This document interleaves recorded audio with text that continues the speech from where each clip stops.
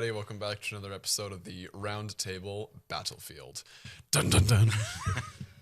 We always have to start with a little bit of the dramatic flair. Yes, we need lightning bolts and Pyro going on. ooh, now we're talking. Can we get some pyro? Can we get some pyro in We here? can put some flame charges maybe right back here maybe. Now we're all right. This show's really taken off. I think so. It's blowing up. It's electrifying, as you could say. Oh, it's you go. electrifying. Colin and Kevin are back here once again to talk about divisive arguing topics. Yeah, we've again taped a bunch of weapons and knives and guns Yep. underneath the table in case it gets ugly in here. I have we're about 20. I don't know about you. I was sharpening knives all night. Perfect. Yeah, I had my katana. I had a rock and I was going. Katana. I came prepared. Karate Kid, I'm sitting beside here. Never Look bring at a this knife guy. to a katana Yeah. fight. That's not a katana. Anyway, so What today were we talking about again? Yeah. Oh, yeah. Oh, hi. I forgot you were there. So today we're talking about the big one. If you've been living under a rock and you may not have known, a Canadian federal election has been officially called for April 28th, 2025, which at the time we're taping this, that's a month and 2-3 days. We're going back in. We're going in and it's time. I will say I'm a little surprised because since Trudeau resigned, I'm a little surprised they still wanted to call a snap election. And I only say that because all of the tariff threats and everything that's happened in the United States, I personally, I just think it would have been a better idea to try and kind of figure that out, like get Parliament back in for a few months to try and have I don't know if like a mission statement's the right way to say it, but just to have a proper goal on how to deal with the United States and kind of get that under control before, okay, now we've settled things down. We've got things at least in a comfortable state, hopefully. Now let's go to the polls. But again, I can see why for reasons we can get into with Mark Carney coming in and having this huge liberal surge, which we talked about in the last episode about Mark Carney. It makes sense to strike while the iron's hot. I think there's some logic to that position. The only way I could expand on it is to take it one step further. And, I don't mind going into ludicrous territory. Go for it. I think that we're wasting a whole bunch of time right now dealing with Trump that would have been saved if we did something crazy like aligned our elections so that the American election coincided with the Canadian election. Just as a matter of, you guys got a new leader, we got a new leader. Now we can start on day one working out our new relationship, right, as trading partners, as an economic partners. If we did that, it would basically represent a level of efficiency that we are seeing right now not being demonstrated by, we don't have a response to the tariff threat because, like you say, we don't have a sitting parliament. We have to call an election because Trudeau lost his mandate spectacularly. And we are sitting in we're going to do something as soon as mode right now. Whereas if we had said, Americans are having their election, we're having our election too, we'd already know who had a mandate to deal with Trump. We'd already have those questions answered. We'd be so far ahead of the game. We'd almost be like being proactive. Now, tying anything to the states is a huge political no-no. Nobody's going to actually agree to it. But it just represents a style of thinking that hasn't been considered yet. So I thought it would be worth mentioning here that we are behind. I think we're behind in a lot more ways than we know. And I think this just represents the one glaring example of how we're always playing catch up. And that's something that I think needs to be addressed by politicians, that they need to be more proactive and get on top of these things before they happen. And by these things, I mean all of the crazy world events that are going on right now. America is just one example of turmoil, and there are plenty more examples to follow. The only thing I will add to that is just if we had an American election and Canadian election at the same time with all the candidates that we have, the news cycle in the month of November would have been Well, the interesting part about it is the news cycle would then be dominated by Canadian politics versus what we get. There would have been a nuclear meltdown. Yes. Because in Canada, we like to kind of obsess over the States as much as we like to say that, as much as we like to be proud and boastful of the fact that we're not America, we are also incredibly obsessed with them at the same time. Glued to the TV. But it's because they represent such a major trading partner and such a major destination for, shopping, vacations, like, Disneyland. What would we do if we couldn't go to Disneyland? I've been there. Yeah, exactly. Kids would be set. And we can't have that. So... So what we need to do is we need to foster a working relationship with the United States that is sustainable and doesn't waste any of our resources or their time, And the only thing I can think of that would maybe accomplish that goal is if we just said we're going to tie our elections. When America calls an election, we're going to call an election, and that way, once the election is done, we are ready in the starting blocks, ready for the starter pistol, and ready to start running. Wow, it's a crazy idea. That is a crazy idea. That's quite the introduction, but I'd say let's jump into it. Let's dive in head first. I have just some notes. Let's get into the weeds. Yeah, exactly. So I just have some very basic recent news items at the time that we're taping this on March 26th. But first immediate one, Liberal leader Mark Carney revealed he would introduce a middle-class tax cut that could affect up to 22 million Canadians, but no word currently on how to pay for it. Well, the one thing that made me laugh while I was preparing for today was that I read that Carney has a new nickname. And it ties into what you just spoke about. He already has another one? He has a new nickname. Sorry, was this appointed by him or by the Conservatives? I suspect the Conservatives. Right. His new name? Copycat Carney. This is just getting ridiculous now. First it was carbon tax Carney. Yeah. And then now it's copycat Carney. And we said Captain Carney on the last episode. I liked Captain Carney. Yeah, Captain Carney was nice.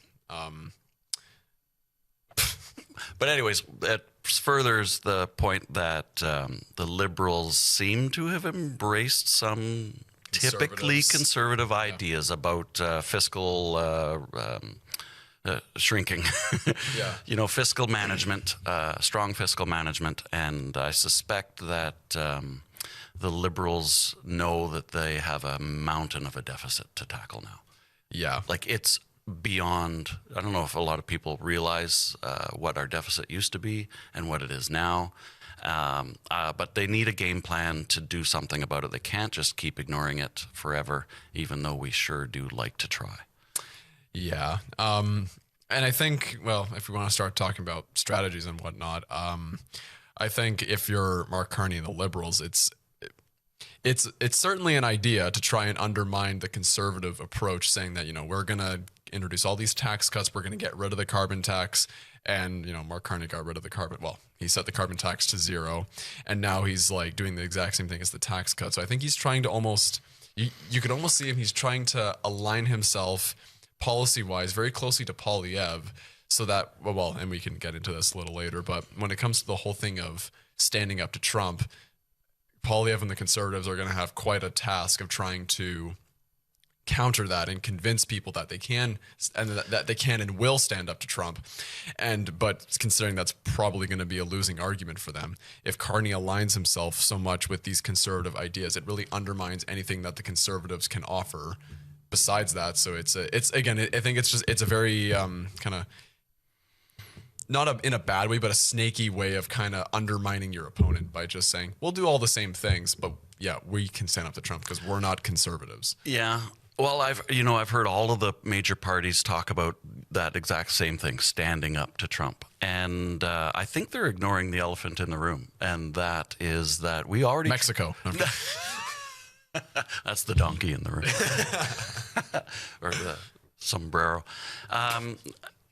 What I mean to say is that standing up to Trump, let's talk about how we might do that. And there's an example, Doug Ford. How did Doug Ford stand up to Trump? He took the aggressive approach. He did. And how did that work out for him? I'll be totally honest. I haven't really kept up too much of what Ford has been doing specifically. Okay. I've just seen the odd headline, but I haven't been keeping up. Doug Ford promised a reverse tariff. Trump said, then we're doubling the tariff. Ford said, okay, never mind, I'll be good now. And that was the last we heard of it. Now, if this is an example of standing up to Trump that Canada wants to try and model, I say bollocks to it all, because it's ineffective. It was crying, followed by tantruming, followed by leaving. So it's, as a political strategy, I don't understand how anyone is going to be standing strong against Trump. Yeah, because it seems like everyone who's kind of tried to stand up to him, they've broke in some way. Yeah, Trump just escalates and until they run away. And that's not a strategy. I would like to see. I'll tell you what I'd really like to see. What I'd really like to see is a politician stand in front of a camera and laugh at Trump and say, you do whatever you gotta do, little guy. Whatever makes you feel like a big, powerful man, you just run with it. And laugh at him, mock him, belittle him. He hates that because that is ego. That will actually get under his skin, not tariffs. Yeah. Don't fight him economically. We can't fight economically. We're a tenth of their economy. Yep. We're not going to win on economic grounds. So what can we fight when? Laugh at him. Yes. Be petty. Yes. But of course, you have to then marry that to the idea that you're going to not be him. So you stoop to his level to make the point. And the point is, we're not going to stoop to your level. And you, after you're done laughing at Trump, then you start talking about serious issues and you start talking about them seriously. And that is an example that I have not yet seen. And I'm waiting eagerly for somebody to, find their cojones and start using them. Why do you think none of the politicians have adopted this strategy yet? Because I imagine that strategy has probably come up at some point, but why do you think no one has ever actually done it yet? Yeah, why? Well, I think it's, like I said, I think it takes a lot of cojones for somebody in a position of potentially getting elected, right? You've already risen to the level of leader of a political party. Now you need to take the next step, sure, but you also need to not lose what you've already got. So people want to protect what they have, and all of these leadership positions for all these liberal parties represent a certain level of status, right? And if you want to hang on to that, you're not going to take chances. You're not going to risk losing what you've already got. You're not going to say anything too out there. And that's why these types of conversations may hopefully have some value to people, is because we're not constrained by our, by our ego, by our willingness or our trying to hold on to what we have.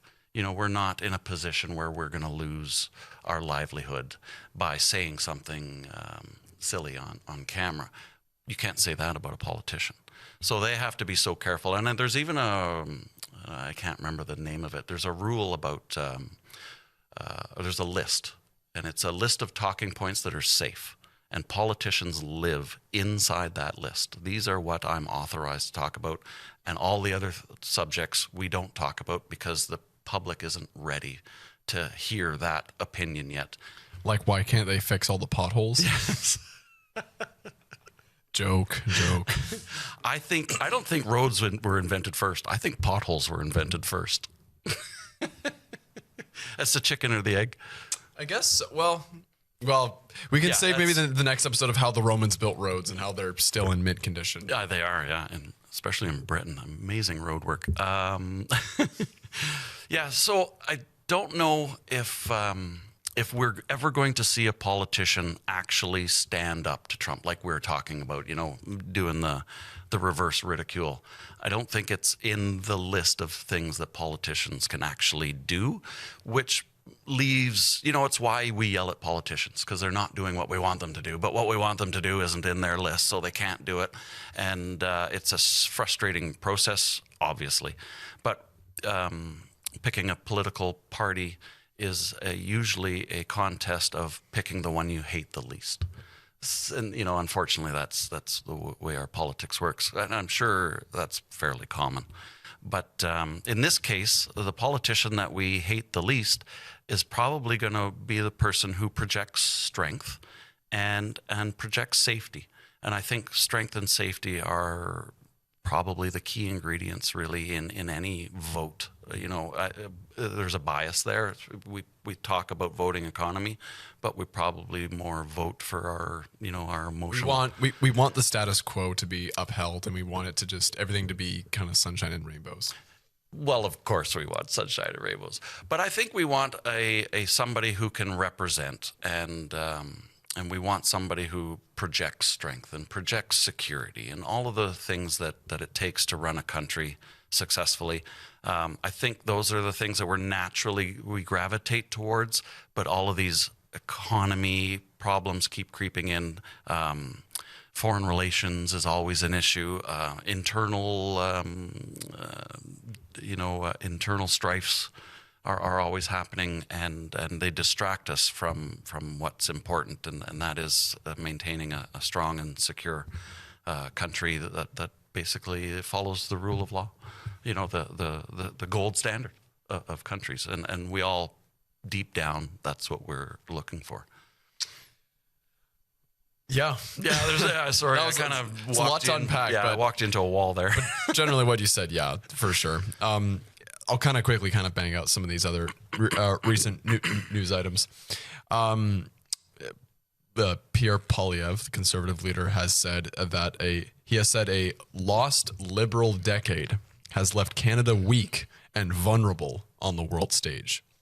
That's an interesting take. To say that's a lost decade is that's an interesting choice of words. From a conservative point of view, it's legit. Sure. Oh, so you have to give it to them. But to dissect the idea of it being a lost decade, I don't know if I can totally blame the Liberals for the lost decade. Yeah. Well, we can't blame them for COVID and everything that happened there, because that was a worldwide issue that everyone dealt with. So as much as people want to give Justin Trudeau and the Liberals crap for how COVID went, no one did it right. No one got that right. It hit everyone hard. Yeah. So that one, even if you want to throw all the blame in the world that you want for it, like the whole thing with the truckers convoy and the Emergencies Act, that was unprecedented. That was like they didn't plan for that. Like when Trudeau and his government formed, like when they came to power in 2015, did they think, okay, so we got to start planning and start thinking about for a global pandemic that's going to happen in 5 years? No government ever sits there and plans for that.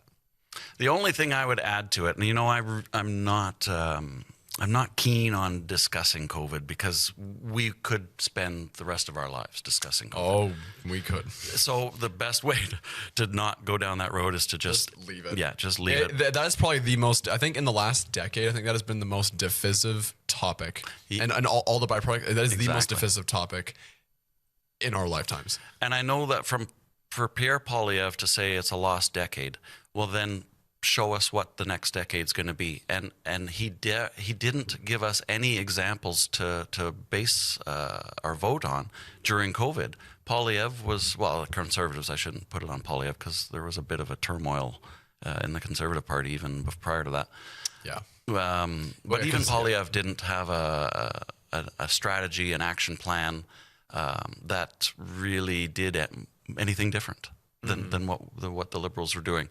And even if you're wrong, that's the secondary to at least you're different. And political parties, I think, should focus less on whether they're right or wrong, and just try to be different than the other parties, because then you find out maybe the public actually likes that idea. It's a horrible idea. It's never going to get us voted. At least we don't think it's going to get us voted. But then, surprise, look, they actually liked it. But that's the risk that politicians don't want to take. They want to stay in their safe zone.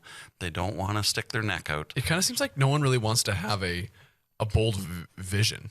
Like I don't know. It just seems like it's just really up kind of like what you're saying, like up kind of maintaining the status quo and just staying in this safe boundary. Like safe zone. Yeah. No one wants to be like a bold visionary that like sets a goal. Like random example, like when JFK, when he became president, that's one of the goals and the missions he said, by the end of the 60s, we're going to land a man on the moon. And so that you set that goal and everyone wants to work towards to get that goal done. And they did that. He didn't live to see it, unfortunately, but they did it. Well, that's why vision statements are so popular. And because what is your vision? And that's the first thing a politician should start describing when he's in front of a camera. Well, I see Canada in this style of vision, and that's something that will either gravitate to voter or appeal to voters, or it won't. And then, you know, in an election campaign, you use the polls to try out different ideas and see how you poll.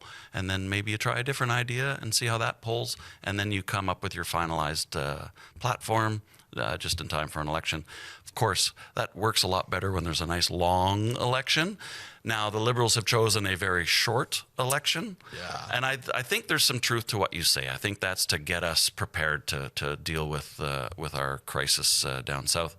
But I also think that there's a win-win situation going on here, in that the longer they drag out the election, the more time there is to make a mistake, to say something. Yeah, like Carney while he's in this while he's in this honeymoon state where you can't really rag on him for anything because he hasn't done anything wrong yet. Yeah, That's exactly the time when everyone thinks you're perfect. Exactly. Now, why the Conservatives aren't pointing that out? Well, why they don't point out a lot of things that the Liberals did? Like there was there's a lot of accountability on the table. COVID, you know, we touched on it. The only thing I'll say about it is Trudeau sat in front of a camera and said that mandates don't happen in Canada. We're not a country that practices mandates. And then he put in mandates. And don't breathe moistly. Don't breathe. Sorry. That will be forever one of my favorite quotes a politician has ever said. Moist is my new favorite word. But Pierre could have called out the hypocrisy. He never did. He could have stood on the House floor and demanded answers for SNC Lavalin. He hasn't. It's all been quiet. I would in fairness to him, he would never get an answer. No, because the Liberals never answered questions in the Parliament. Trudeau never didn't. It was always just, it's your fault. Yeah.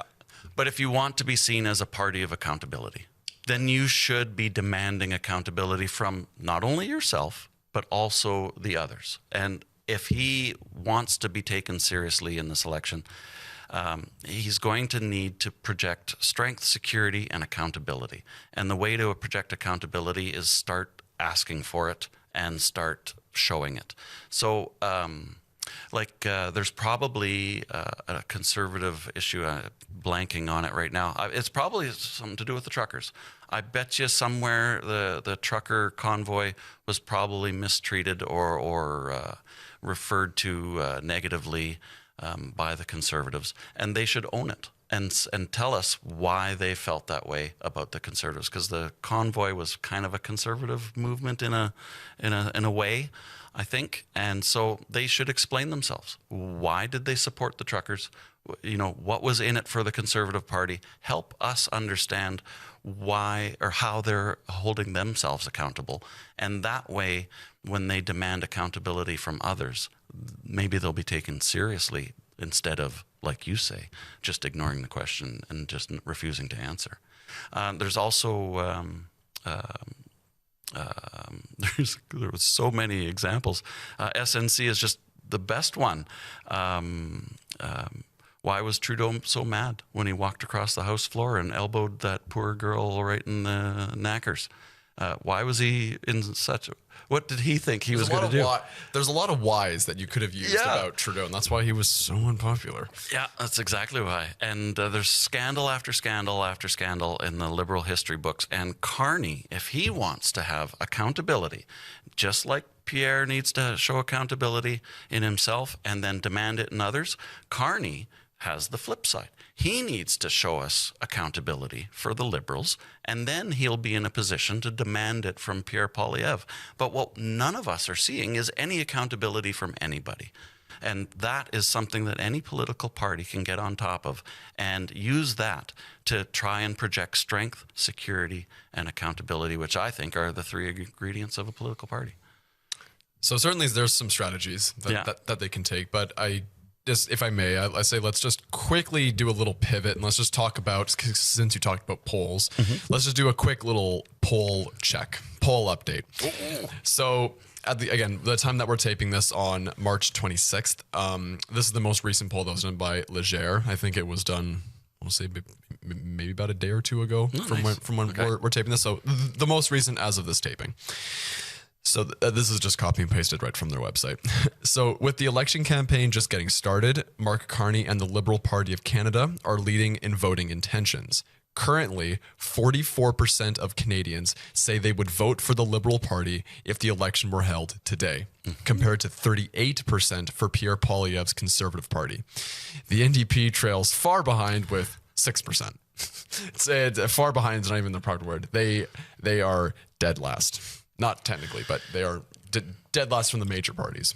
And that brings up, and it's sad that we have to jokingly refer to the NDP because, I wish that the NDP would be taken seriously on a world stage. And I suspect that's the very reason why they are lagging in this particular election, because there's a much more world focus to this election. Yeah.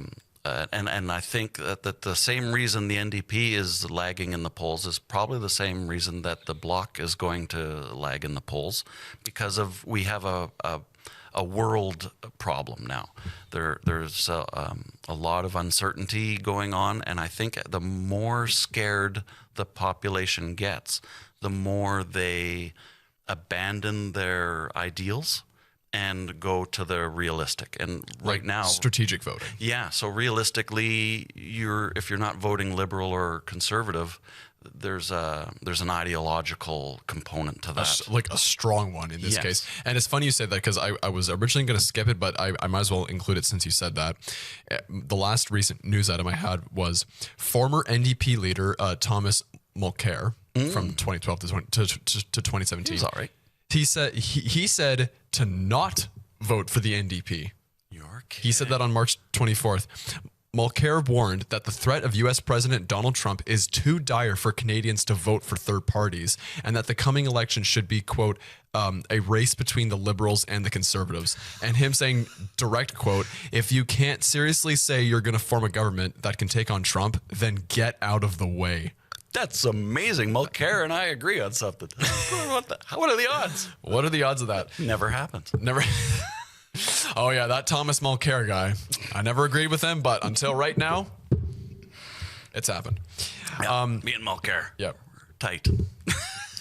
We're going to put that on a t-shirt, actually. We're going to have some Roundtable Battlefield merch. It'll be like Thomas Mulcair and Kevin hugging. Yeah. Saying, we agree. No, we'll take Rogan and Elon and swap the heads when he was smoking dope on the Joe Rogan podcast. And then we'll swap the faces. Put your faces on it. Perfect. If someone's really good at Photoshop, please send that in. Do not send that. Don't do that. Some further numbers from Leger. So Mark Carney is considered the party leader who would make the best prime minister of Canada at 39%, Pierre Poilievre at 28%. That's close. And regardless of their political affiliations, nearly half of Canadians, 48%, believe the Liberal Party will win the next election, ahead of the Conservatives at 31%, the NDP at 3%, and the party I think that's going to win, the Green Party. No. Green Party is at 1%. Well, this is a great time to update our election predictions then. I have thought back and forth because we're not, okay. I think we should take a really quick disclaimer. I feel like we should have said this maybe right at the beginning. For anyone who's watching thinking that this show is not designed to say that we are tied to a political party or anything of the sort. We are just discussing what we see in front of us, and we're just having a loose, open discussion. We are not tied, Westman and us, we are not tied to any political party. We like to be the centrists, the best position that you can be. Try to approach every problem from a centrist point of view. Yeah. Try and look at the goods and the bads from both sides and not be just, But you're like a politician. You're dodging the question. Who's winning the election? Spit it out. I am. I actually I just did a politician there. Wow. Okay, so well, it was Stephen Harper's fault. Sorry. There we go. That was my You look that was like my a politician That was there. my Justin Yeah, Trudeau's that was a good politician. impression. Okay. I'm gonna still dodge the All question. right, we're and getting into it. I'm gonna still dodge the question in a way, but the one thing I'll just preface this by saying, before any of the debates happen, and now I guess we're only gonna have one debate with the English one, or we could still have a second debate in French. Just Carney just won't be there. Whatever the case, but Yeah. until there's a debate, it's honestly really hard for me to predict who's going to win because now that like they're officially launching their campaigns, it's really hard for me to say who isn't and who isn't. But if I had to give just a blind guess, liberal minority. I think it's going to stay the exact same. Really? Even after Carney ditched the debate? I think the spook of Donald Trump and the U.S., I still think that's going to be enough to sway enough people from probably BC and Ontario and maybe some from Atlantic Canada. I think it's going to swing the liberal conservative, because again, up until Trudeau resigned, conservatives were up here in virtually every province aside from Quebec, and the liberals were right down here. But since that's happened, we've seen, it kind of turn into like this. But I think just America and Donald Trump and and everything that's happened in the last few months, I think that alone will be enough to take, again, those key areas in Ontario, probably some in Quebec, despite the French debate thing. And in British Columbia, I think it'll sway it enough where it'll just push Carney over the finish line. And I will actually predict liberal minority. And it will be like, because I think 2021, I think it was about 156 to 119 for the liberals. It's somewhere around there. I think it'll be less than 20. Like a less than 20. Like we're talking like neck and neck liberal minority. That's my prediction. As of right now. Right now, yeah. Date stamp. Bam. Well, then I'm not gonna dodge and deflect. I'm just gonna come right out and answer. You want Thomas Mulcair in the NDP? No, I'm kidding. Sorry. Kinda do. What's he doing? Do you know him? Does anybody? Can we call him? I haven't seen or heard from him except for this. He never returns my calls. Thomas, are you out there? Thomas. Okay, sorry. Go on. Anyways, he'd probably shoot me if he heard me right now. I'm going conservative majority. Really? So you think it's going to be how it was prior I'm to flipping. January? Yeah, I didn't flip. I think the last time I predicted a conservative minority. Okay. During the Mark Carney episode? Yeah, I remember because I said just to be different from you, I'm gonna choose the conservative minority. I'm gonna update that, and it's based on Carney's refusal to attend the French debate. You think that'll tank his numbers in Quebec enough? I think his Quebec numbers are all gonna go to Poilievre now. And I think that because of the world stage that we live in, and Mulcair's third-party dismissal, I think the Bloc is going to have, unfortunately, a very poor election result. I think so. I think the Bloc is going to kind of go NDP in numbers. And I think some of the Liberal debate people are going to go Poilievre. And I think some of the Bloc people are going to go Poilievre for the reasons we've already talked about. And because of that, I'm changing my position now. I think it's going to be a conservative majority, which will probably scare and stun a lot of people. It might. I think it can happen. I'm not saying it's not. It is a realistic option. And just what you said about Quebec, I just find that very interesting because Quebec historically has been a very liberal province, not necessarily in the party sense, but it's been a very progressive, left-leaning liberal province. And considering how, right-wing populist that Poilievre is, I would just think that would turn off a lot of people that, despite what I said during the Mark Carney episode, with the whole French conundrum, I honestly think Quebec voters, will flock to the Liberals in numbers, like just out of pure, okay, you know what? French or not, the last thing, even if Quebec begrudgingly still wants to be part of Canada, they will never become part of the United States. Like if Canada became the 51st state tomorrow, they would like. yeah. Have you seen like that joke of, or like that animation of Bugs Bunny sawing the land, and then like the country separates? That's how. Quebecers, they will saw themselves away from Canada and then drift themselves over to Europe. They'll just build a moat. They'll build a moat. Giant castle walls like the Holy Grail. Yes. Oh, don't get me down Monty Python. Yeah, no. Oh, no, my goodness. But I just think that just the historic left-leaning nature of the province and just how right-wing Poilievre is, and with everything with Trump, I just, personally, to me, I can't see it. Despite the French thing and the French debate and Carney not being that good at French, I honestly just think they just won't care this time, really. I think this will be like one of the times where they'll just say, who cares? Well, let me start off with, I love talking about Quebec. Oh, I bet you do. Well, let me explain. The reason I love talking about Quebec is because I love talking about French people. And the reason I love talking about French people is because they are so good at resolving disputes. Political, family. They are so good at talking about hard subjects. They some people say we don't talk politics or religion in this house, or at the dinner table, or there are people that just don't talk about politics and religion. In Quebec, everybody talks about politics and religion, and they do it constantly, and they usually do it with a beer in their hand. But what I mean to say is they are practiced, they are experienced, they are very open about their political beliefs. They are used to having these types of very head-butting conversations, and down the street, he's a liberal, I hate him, but we still go for beer and watch hockey games. That's the kind of society that Quebec has managed to build for itself, where the contentious issues get debated regularly by everybody at every dinner table. And so they are practiced, they are experienced at dealing with very hard charging issues.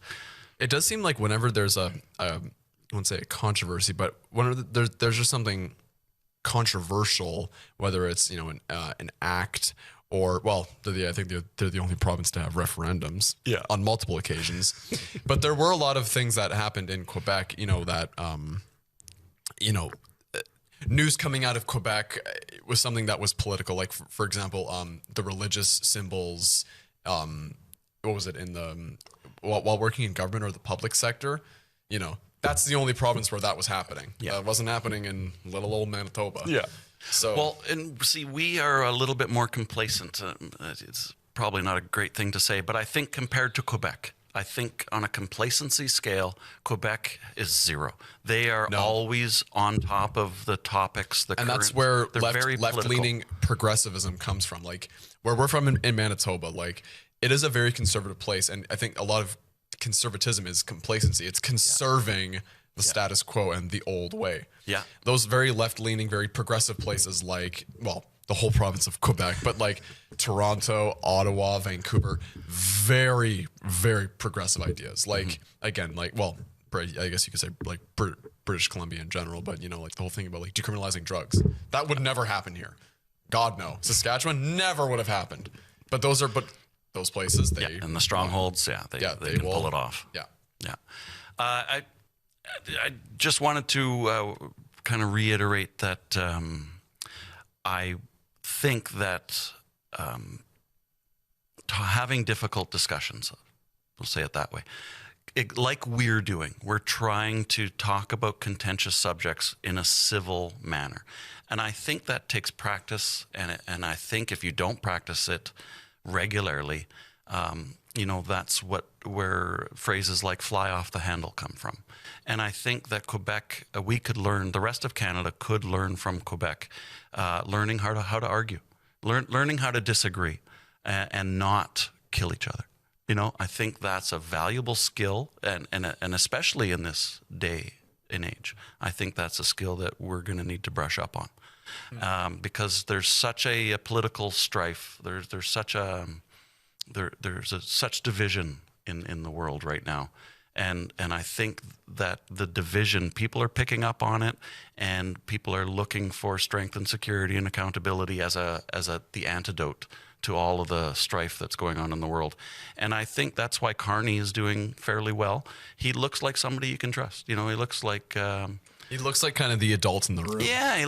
you know, and Pierre, he had a good reaction. He made a video where he was standing in a farmer's field eating an apple, and it really got a lot of traction. And I think it was because of the whole strength, security, not so much, accountability. I think he hit those three topics quite well in that setup. And I think that's why he got a lot of traction from that video.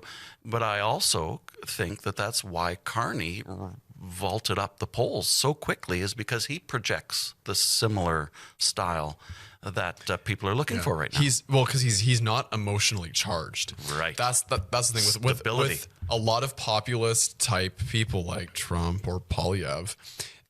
Rally cries. That's the whole thing. Populism is branded on emotion. Like, it's just bringing out the emotional fire. That's why these things say things like carbon tax Carney or sleepy Joe Biden. Like, they rile up your emotions. Some of them are questionable in their intentions, but they rile up and get you fired up, and to try and just make people angry. Yeah. And rupture the status quo, for better or for worse, depending on who you ask. But yeah, Carney just kind of seems like he's just the quiet. Again, that's why he's a conservative mole in the Liberal Party, because I think you heard it here first, WCG TV. Well, we kind of said it in the last episode, but yeah, you've heard it here. I think he's a conservative mole in the Liberal Party because he does project that. Again, tax cuts for the middle class. Let's get rid of taxes, and let's not, because he is so unreactive. Like, he's not as charismatic as Trudeau was, but that's fine. I don't know. He's boring, but he'll do the job. Yeah, and I think boring represents stability, and people might actually see that as a plus in this election. I don't know. Might work out for him. I think, and I wonder if that's one of the things where, as humans, we tend to kind of swing the pendulums kind of far one way or the other. Like, in the 80s, it was all tight jeans. In the 90s, it was all baggy jeans. And I use that example just to say that, in the 2010s, we had that kind of populist revolution where everyone needed to be fired up or charismatic, like how Trudeau was, like, be emotional. All these boring politicians we need to have, like the Trumps and the Trudeaus and the Poilievres, everyone who's fired up. But I wonder if maybe people are ready to have the pendulum swing the other way, and we need boring, calm, and quiet. Like, the house is on fire. We need to kind of have the adult come in and just kind of whoosh, kind of cool off. You just made every politician's day. They're looking for, what is it? Bored, calm, and quiet? Boring, calm, and quiet. Boring, calm, and quiet. Yeah. That's like politician bread and butter. I know. That's exactly. The only thing they're good at. And okay, you know what? This is where I will say, this is a personal belief. I think that's what politics should be for the most part. Not all the time, not 100% of the time, but I think for the most part, they are people that are elected by us. They're public servants to us, the people. They shouldn't be the ones acting all charismatic and huge, acting like they're the ones in charge. Like, they voted themselves in it, if that makes sense. Like, they're public servants of us. Act like a grown-up. That's exactly what we want in an elected leader. Reflect all of our best qualities. This is going to end up on CBC. What? And this is going to end up on CBC, and then they're going to have, like, like during the debates when they have that question time, where they have like random people from around the country like record themselves saying a video. We'll do one here in the studio, and we'll be looking right at them saying, politicians, we want boring and calm politicians. Write this down. And how will you be boring and calm? And can you stop acting like a barking puppy? Or I don't know. Something like that. A golden retriever. Stop acting like a golden retriever and act like a cat. Sleepy and boring. Yes. Oh, God. We just did an election shout out for Sleepy Joe. We are not endorsing Sleepy Joe. No. But I will say the one thing I liked about Biden was that how politics was not in the news every single week. Unlike a certain other president, but we're not going to go there. That's a different country. You're right. That lowers anxiety, which is always a good thing. But before we pivot again, I just wanted to. You had mentioned centrist. Yes. Let's talk about centrism and start by getting your definition of centrist. So basically, yeah, I just think that kind of what makes a centrist. Like, you're not tied to one political party. You can look at the left and the right and look at things that are good, some things that are bad, and you can maybe try and come into a cohesive middle ground of what could work and what couldn't work, and not being just blindly tied to every last thing that your party on both sides of the political spectrum believe in. I think that's a very good representation of centrism. The only thing I think I would add about centrists is, like you said, it's the thinking position. Like, you can't let your opinion be swayed by any political party if you're a centrist, because you like to do the investigation and find out your position. Yeah, you're curious. Yeah. You're you want to try and find the answers. You're not trying to. You have don't the just answers take what spoon-fed you're to you. given. Yeah. You listen to what you're presented with, and then you And you go out find and out for search for yourself. it. Yeah, you go out and search then for it. You use all of the various tools at our disposal Yeah. in this Yeah. day and age, right? Pretty much kind of echoing or just kind of saying the same thing out loud. Like, I think like when you're centrist, you have to, because you're not tied to a political party, you have to go out and seek all the information yourself to see what is everyone about, what are the good and bad ideas from the left and the right that align with my own personal beliefs, and so you come up with this common idea, or you compile all this information, and then you kind of get your answer. If you're tied to a political party, I feel like you don't really do that in a way. I think I would agree. There's less of it. You kind of just look at, you sit there, you look at the politician on whatever side of the spectrum, they just list, this is everything I want to do. And you kind of just look at it and go, all right, next. Right, pick and choose, and that's probably a healthier way to make political decisions, because they're always trying to appeal to our emotions. But Yeah. whether it's a crisis and they're appealing to our fear, or whether it's eating an apple, trying to look like Uncle Dan, somebody that we know and trust. And they're always trying to get that emotional connection. When I think you're probably closer to what the average voter is, we just want somebody that presents their position on the various issues of the day, so that we can go down the list and go, I like, don't like, and then we pick the one we hate the least. Exactly. and they're boring, calm, and collected. Yes, and make the keyword boring. Yeah. Well, we don't have a whole lot of time, but I think maybe in a way that it could be a little more fun if we just bullet point this. Like, we don't really take a whole lot of time to talk about it. All right. I say we should Lightning end round.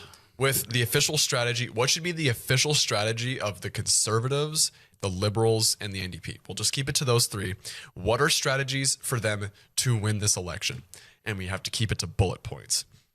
I like it. Because I think it's more fun that way. Well, It's more punchy. You get the sound bites, right? Which is what social media wants. it's about time some bullets started flying around here. Okay, how about we start with the man of the hour, Mark Carney. Oh, good old. Captain Carney, what does he need to do to win? Like, what are the most important things for him to do to win?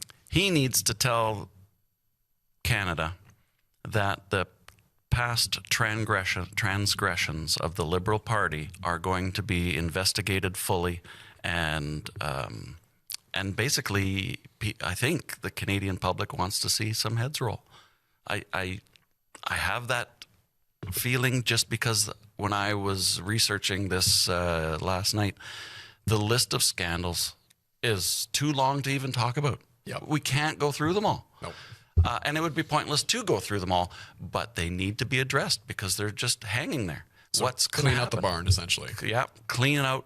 Somebody's got to get put on a chopping block. It's what the people need to see to feel safe and secure and trust that their politicians are accountable.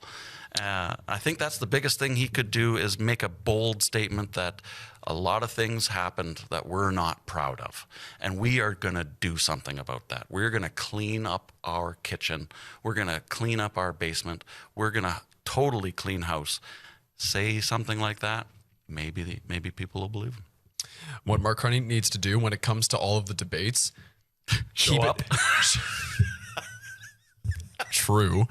But when it comes to the debates and when they're, and the thing that people watch the most, what they're going to judge the most when it comes to picking who they want to vote for, if they haven't decided yet, keep the topic and keep everything on Trump. keep the ball in the conservatives' courts, talk about Trump and the United States the entire time. Seriously, ignore when it comes to talking about the economy, when it comes to talking about housing, healthcare, crime, drugs, because they're probably going to be losing on that. He's probably going to have to go on the defense or play defense or try and haphazardly try and sway, like say, well, no, I can do a better job. I'll be different. Keep it on Trump the entire time, because Poilievre and the Conservatives are probably going to lose on that front. And again, even though we said it's not good when a party plays with people's emotions, if he wants to win in a realistic sense, he has to keep it on Trump the entire time. Because if he keeps it riled up on Trump and has the Conservatives kind of looking, kind of sweating, going, oh my God, and he has Poilievre sweating in that regard, then they'll probably he can probably play with people's emotions enough to win. I would take a slightly different tact, actually a massively different tact, sorry. But I would do further to what we were talking about before. I would treat Trump as if he were the NDP or the Bloc, i.e., as Mulcair said, third party loser, don't care. Dismiss Trump. Or if you do have to refer to him, like a reporter asks a question, do what we were talking about before, mock, ridicule, next question. Don't care. Don't bring attention to him. Yeah, I think, and I think because we're going to be, well, I think we already are. I think we're saturated. By that I mean sick of hearing the word Trump. Oh, I'm because it happened on his first term. Oh, yeah. Everybody couldn't stand. Oh my God! But I feel like this time around, people are sick of it even quicker. Makes sense because we've already seen him before. Well, yeah, it only took, 2 months, and I already just want to just kind of unscrew my head from my neck. Yeah, yeah. Well, you don't want to watch the news anymore, and perhaps maybe that's the strategy: get people to stop watching news so that you can do all of those underhanded things that nobody hears about until years later. Okay, Pierre Poilievre. I'm gonna start with this one because this kind of piggybacks off of what I said about Carney, but the exact opposite. Oh, keep it off of Trump the entire time. Right. Dismiss it and basically go in and just hound Mark Carney when it comes to the economy, when it comes to housing, healthcare, crime, drugs. Just hound them, because up until Trudeau resigning, before the real threat of Trump was realized and seen, those issues, especially the economy and the cost of living, that was the emotional thing that people were wanting to kill Trudeau for at least the last 2 years at minimum. It's basically, he needs to just stay on course and just hound him and just give here are my ideas. You suck. Here are my ideas. Again, play with people's emotions. I would tend to agree off the bat, but with some slight tweaks in that Pierre needs to definitely put a spotlight on the Liberal track record, because their track record is not spotless. There's a lot of dirt in there, and he should be chasing that dirt. On the Trump front, the ignoring, I think he could probably just follow the same playbill as I recommended for Carney, the ridicule and belittling, or just outright ignoring. Maybe that would work for him, but you're right. His major focus is the Liberal track record and asking Canada if they want to go even deeper into that hole is probably the words he should use. And I don't know how successful that would be, because I don't see Pierre projecting the strength that we were talking about before. He's not a particularly regal person. Getting rid of the glasses and having the fresh hairdo, I think it only worked for about that long, and then everybody went right back to their previous opinion of him, whatever that may have been. So I don't think he's doing himself any favors in that respect. But if he were to chase the Liberal track record, I think because of the way the world stage has changed, like I said, I predicted the Conservative majority already. But I think that's not because of anything Pierre Poilievre is going to do or has done. I think it's the world stage that is driving that election result. And I'm not sure Pierre is in a position to do anything positive for his campaign. I think Pierre can only hurt his own campaign at this point. I think you either know about, you're either a Frenchman in Quebec who is up to date on all of the political scandals that have been going on for the last few years, and you're ready to vote, or you're someone somewhere else in the country who doesn't follow politics too much and just Some like Saskatchewan farmer in the middle of nowhere. oh yeah, let's pick on Saskatchewan. It's a national pastime if you're a Manitoban. Flatlanders. Go Blue Bombers. Sorry, we're running out of time. I say let's quickly do with the NDP, and I have a very quick and easy one. Get rid of Jagmeet Singh. He is an ineffective. He's not a good leader when it comes to. That's huge. When it comes to funding and fundraising, terrible. His track record as a leader, terrible. Get rid of him, and literally, you can't focus on all the social issues and all the really ideological stuff when it comes to that. Put that to the side because everyone knows where they stand on it. They don't need to keep going on about it.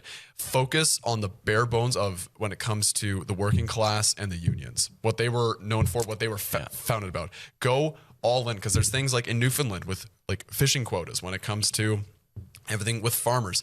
Go and just dive in head deep, travel across the country to all these little areas that have been jaded by the current Liberal government and rally around them. They could save a lot of seats back. They're not going to win a government, obviously, but they can save a lot of seats back because Jagmeet Singh is projected. He's going to. The NDP is projected to lose seats in this election, which would mark in all the elections Jagmeet Singh has been a part of. The NDP has lost seats and lost and lost and lost. Only way that they're going to gain seats back, out the door. That's such a massive statement that I just have to say I love it. It's huge. Toss your leader. I think wholesale change is probably never a bad idea. The NDP have had a bad track record of they like to hold on to their leaders, like just clutching it to their chest. They're so used to losing it doesn't bother them anymore. Yeah. So federally anyway. Federally, provincially they are a dynamite party, but I think that's because they have a closer connection to their blue collar base. Like their union, like you said, the union vote is very strong for the working NDP. class blue collar people. Right. So if the NDP wants to be taken seriously in the future, I think they need to focus on exactly what you said. Focus on their blue collar base and champion the blue collar worker. Be somebody that the blue collar can trust that is going to be in their corner, and then actually show up to fight because the blue collar people are under serious threat. The trades are dying. I believe Jagmeet Singh has had a bad track record at kind of showing up and really standing for strikes. When it came to that, he's had a bad track record. I don't think he's a good leader at all. Yeah. So chuck him. That's the only way that they're going to win seats is if they chuck him. Sorry. And once you reach strike, you've already lost. There's no way to win from a strike. The way to win is to not have to have the strike at all. But I agree with you. Wholesale change is probably in order for a lot of political parties. But I think the NDP is the highest on that list. I think you're absolutely right. I think he was criticized for having the most expensive watch in the room once, and whether it was true or not, and the whole thing with the pension, which is why the pension thing. So I mean, if he's in it for the money, good for him, but it's not good for the country. No, that's a good way to end it. Thanks for watching. No, thank you very much for watching this episode of the 2025 federal election in Canada. Strategies, how people could win and lose, and just having a general discussion about everything. And it's fun. I enjoyed it. Hey, CBC, listen to us. Boring, calm, collected. Send this video to CBC so when they ask the questions, we can get a direct answer from all of them. My head would fly off in amazement. But thank you for watching, and from Cullen and Kevin, we hope to see you again soon.